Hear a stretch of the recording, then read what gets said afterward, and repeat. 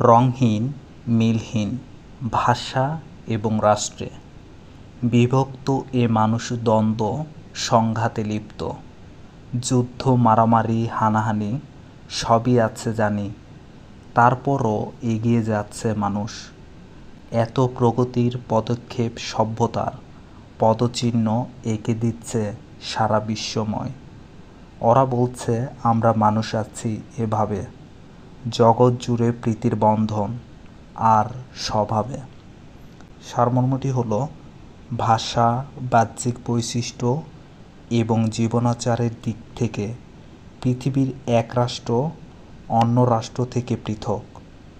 নানা কারণে এক দেশ অন্য দেশের সাথে যুদ্ধ সংঘাতে লিপ্ত হচ্ছে, তা সত্ত্বেও এই মানুষই আবার সভ্যতাকে এগিয়ে নিয়ে যাচ্ছে।